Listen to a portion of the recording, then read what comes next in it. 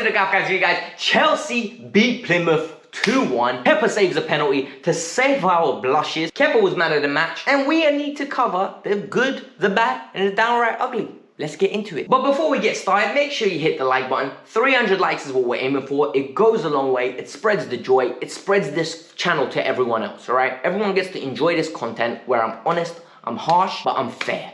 So let's get on with the video because Chelsea get through in the FA Cup, and I'm telling you now that was nowhere near as comfortable for such a strong lineup. It was basically our first team that got selected. Kepa literally saved our blushes, and it's annoying, and we're going to start with the video now. So this is a new feature that I've started, all right?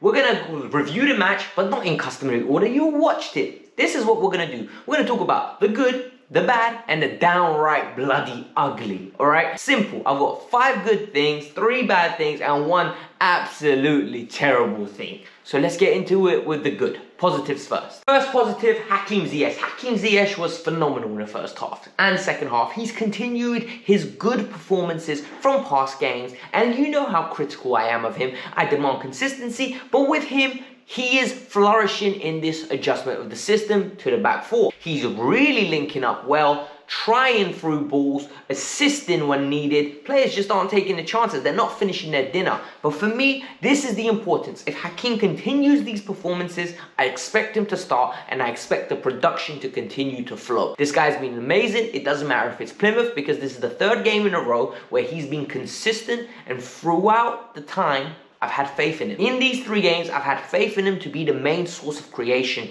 and he has done it. Well done, Hakim. In the 4 at the back system, another positive, we're starting to see the patterns of play that we were seeing under Tuchel when Reece James was playing. There's been overlaps, there's been animosity in the way that we attack the other person's defense. And for me, it's very nice to see relationships building. You can see Hakim and Mason Mount are building up a formidable relationship. It is working out nicely, good interchanges. Mount, it comes on the outside with the overlap. Hakim rotates in, Azpilicueta fits in, and the goal came from that. If you look at it, it was nice 1-2 play. It drops down, gets the ball out wide to Mason Mount, crosses it in. Beautiful back flick, fantastic finish, and all of a sudden everyone's happy. This is what we expect. Chelsea to be a good, formidable source of good football. We need to have patterns of play, good stuff that we all want to watch. Whilst the results wasn't the most optimistic one in the way that we've played, I think in the first half, and especially in the second half, halfway through, there were good signs that we can take away. I know it's Plymouth, and I know you're going to say this would be an overly positive, but the chances were there. We're not finishing our dinner. And this is a bright refresher for me, because I hate watching games where we can't even create chances and there's no hope. In this case, there's hope. It means that the system's working. We have created numerous chances. Cho hit the crossbar. Kovacic multiple times hit the post or the crossbar. It was working. And the only issue there was that we just weren't finishing our dinner. We didn't have Lukaku on form today. We didn't have Hudson-Odoi on form today. Yes, he tried. Yes, the effort was there. But the finishing wasn't there. But the chance creation was there. Getting into good positions was there. This will develop. Have some faith with it. Another positive, you're going to say, Alex, stop being overly positive. Kepa. Kepa was fantastic again. You know what? Kepa has been a bust of a signing, a lot of people have labelled. But Kepa's really regained the reputation for being a good goalkeeper. I'm not saying he's world class. I'm not saying he's going to be the greatest goalkeeper since sliced bread. But I am telling you now, Kepa is a competent goalkeeper that deserves a lot of respect from a lot of us. If you look at it now, Mendy has gone to AFCON, and all of a sudden, Kepa stepped in, hasn't looked out of place. And I'm proud of him. I think we all need to be proud of him and give him the plaudits he deserves. One thing that impressed me as well about the formation change is really brought a new light of Kovacic. Kovacic is playing in the 8, which is his natural position. He's getting into the box. He's becoming another man into the box. He's driving the ball, being more creative and illustrious with his passing range. And it's so nice to, on a level, because I think he's absolutely brain dead in the final third, or that's what we've seen. But everything else about him is phenomenal. So maybe the system change, with the consistency of being in the final third, the repetition, will take his game to the next level. Because we know he's got the technique, we know he's got the ability, and we know he has the vim for it. It's just the consistency that's lacking. So, love to see it. And the final positive, in my opinion, was Kai Havertz. And a lot of you are going to say, what are you talking about? I'm telling you now, Kai coming on made a difference in this game. Kai was fantastic. Yes, he wasn't outstandingly great in his finishing, but Kai in an hour of football did more than I think, personally, Lukaku, Ziyech, Mount, Hudson-Odoi did in the whole game. He was phenomenal in the sense that he got in between the lines, he caused issues, he shaped them around, inside, outside, and the assist for the goal. Nice 1-2 play with Timo Werner.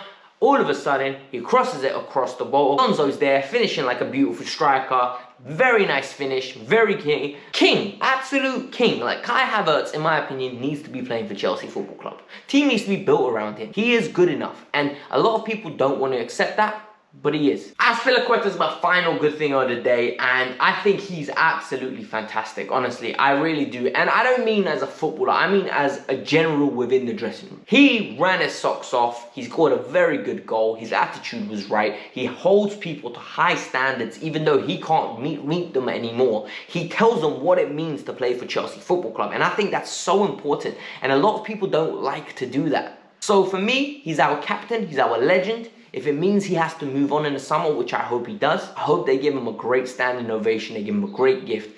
And one day, who knows, we might have a statue. Who knows? Because he's been absolutely phenomenal for us. I love him. I really do. But you know what it is? I'm the hard-hitting channel here, right? I tell you the truth. The truth is, there were a few bad things, and 3 bad things in my opinion. Number 1, the first bad thing was, we just don't finish our chances, man. Like, how many chances do we need? Timo Werner, final third, lack of clinicalness. Lukaku overplays the ball. That's first mistake. Timo doesn't get in to try and knock it in front of because he doesn't want to get clattered. Romelu Lukaku's finishing, preposterous. We're going to talk about him later. Then, Hudson-Odoi, header from 3 yards out, hits the crossbar. Kovacic, finishing, poor. Mount, finishing, poor. So many poor finishes that the game should have been out of sight. We should have been out of mind. We should have been partying. I should have had a cigar in my mouth, chilling today. It's Saturday. But the problem is I'm here recording nervous because we had an extra half an hour to play football. Like, it's unacceptable. We're not going to win anything ever unless we learn how to finish, man. Callum Hudson-Odoi, I don't want to put him in the bad because I think people take it out of context, but I think he was bad. And the reason I think Callum was bad was because I have high standards for Callum Hudson-Odoi. I think Callum Hudson-Odoi can be our best attacking outlet. So when Callum drops performances of this magnitude and people are like, oh, he had a good game, he tried, you know, like he was trying things. No, you play for Chelsea Football Club. I need you to be successful in things. I need you to be consistent, and I need you to step up. I know he's young. I know he's going to make mistakes. I'm not saying sell him. I'm not saying get rid of him. I'm not saying he's not good enough. I'm saying he had a poor game. So today, he's in the category of bad. I don't think he's assertive enough for consistent periods of time. He is what I call, he has the Christian Pulisic syndrome. He plays for 15 minutes, 20 minutes. After that, he literally disappears. And I don't like it. I need more from him. He's too good of a player to be doing that. That's my personal opinion. One other thing that was bad, and I think is going to be our Achilles heel, is our set-piece defending. I am never confident with our set-piece defending. We usually go with a zonal with a little bit of man-to-man, but the goal today, Romelu Lukaku has to do better. Like, it was absolutely preposterous what he did. Like, he got out-muscled. The guy saw his number. They always told me when I defended, when I played football, right? Never let the forward see your number in the back of your shirt. That was the first few lessons I learned. If he sees it, you're screwed. You don't know what's going to happen because he can go in either direction. You're going to be reacting. But if you see him, you can almost read what he's going to do and keeping him in front of you. And Lukaku fell for it. He got henched. And that's worrying where our big man gets henched. They scored, and trust me, today could have been a lot uglier than it was. And finally now, the downright ugly. And the downright ugly is that we did not have a striker who was competent, in my opinion. Our striker is a £100 million player who does not want to play football properly. He's not cut out for this level. He really isn't. He's not cut out to be Chelsea's #1. And that's the sad reality. Because if you think about Chelsea's level, Chelsea are meant to be a better team than this. Chelsea need to have a Luis Suarez caliber of player. Chelsea need to have a Lewandowski's caliber of player. And I'm talking about them in their prime. Romelu Lukaku can't finish. He can't play. He's just not a good footballer. And I think the sooner a lot of people accept that, the better it's going to be for the rest of us, alright? So peeps, I'm sorry to be negative, but he goes to the downright ugly. His performance today was absolutely abysmal. This is a League 2 side, and he didn't look good enough to play at this level. Sad. Absolutely sad.